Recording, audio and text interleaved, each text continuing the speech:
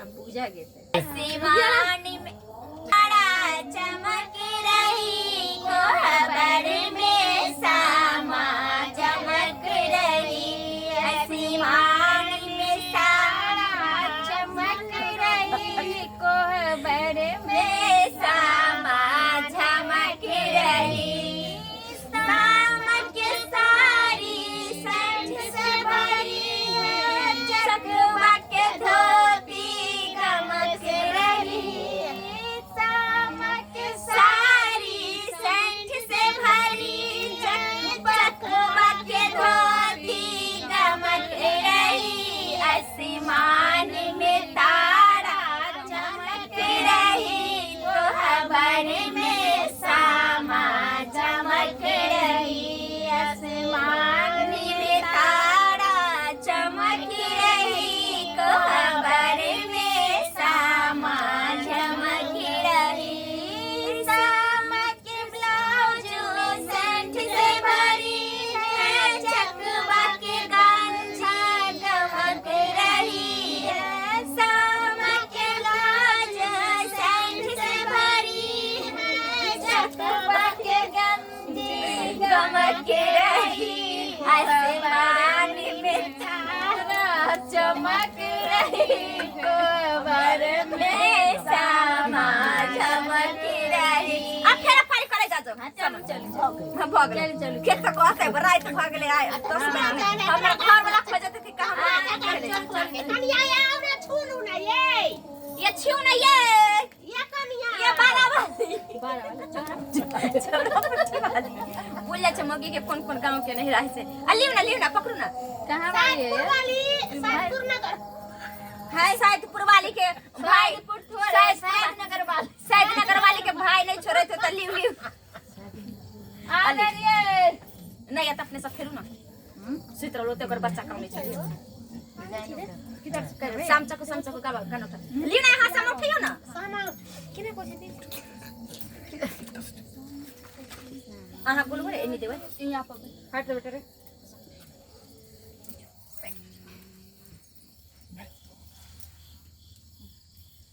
उठेगा गीत उठेगा साम चक सा ए ना दियो फिर देखी अल्टर ये ना हां सीधा साम चके आई हा हे जोतना खेत में बैठी है सब रंग पटिया ओछाइया है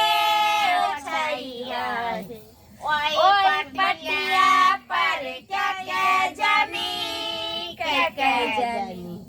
छोटे बड़े न बेजमी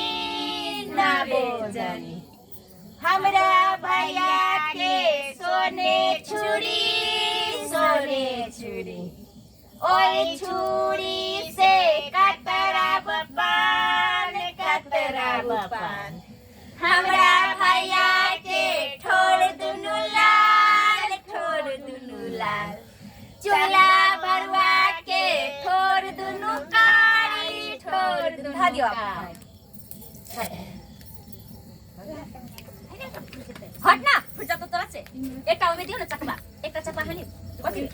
लादा चलो अभी तक आती है बीटा बन जाना दीवानी कान सामा के साथ कर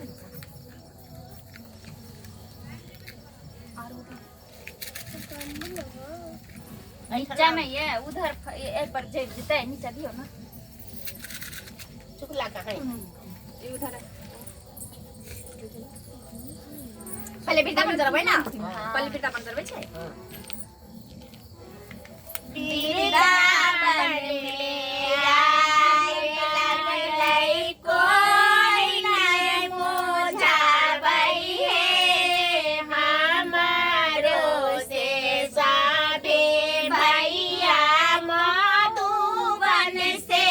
आबै है हमारो से साबे भैया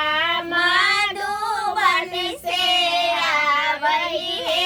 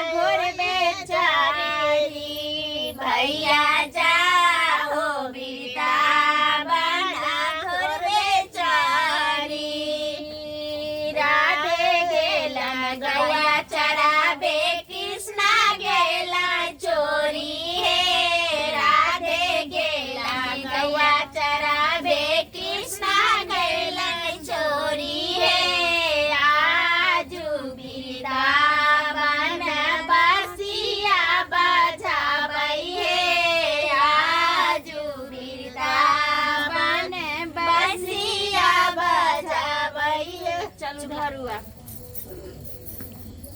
चुगला के चुगला के मुंह झाड़ पहले गाय पढ़ियो ना तब ना मुंह झाड़ के गाड़ देला त मुंह झाड़ कर त गाड़ी चुगला बिना लगन के लैसा सोरारिया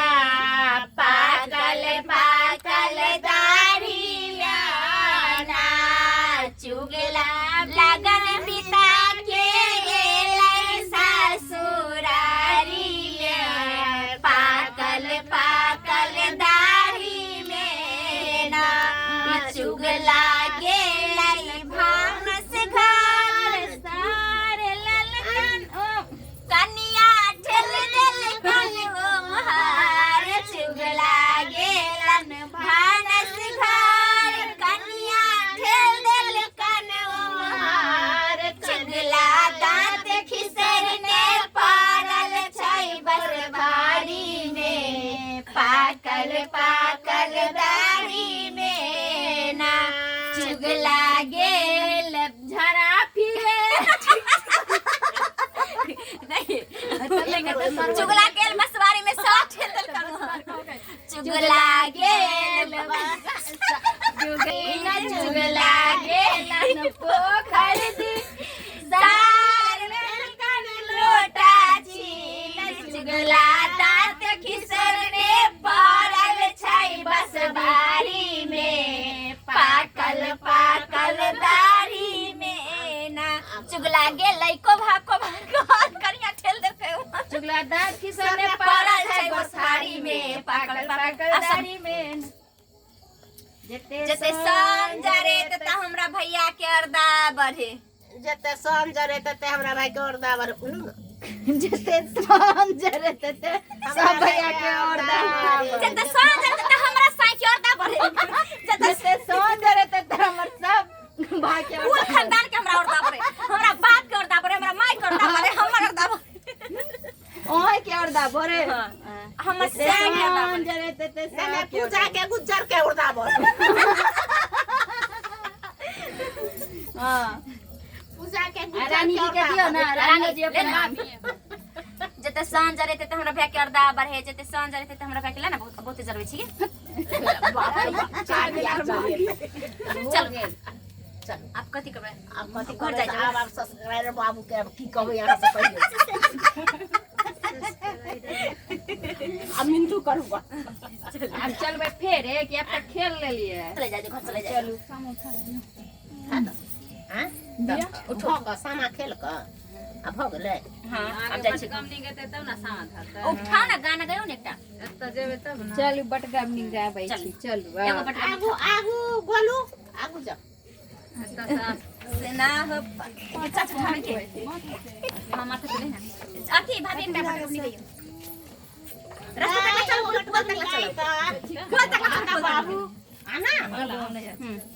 सेंट के सिसी कर के बसहर गम के बाई हीरो सेंट के सिसी कर के बसहर गम के बाई हीरो अपन लगे बाई पिया के लगे बाई अपन लगे बाई पिया के लगे बाई गोतन के जिया तरसाए बसहर गम के बाई हीरो रसाए बसहर गमकाए बाई हीरो सेंट के सिसी गमकाए बसहर गमकाए बाई हीरो अपन लगाए बाई पिया के लगाए बाई अपन लगाए बाई पिया के लगाए बाई नाना जी के दिया तरसाए बसहर गमकाए बाई हीरो नाना दो के जिया तरसाए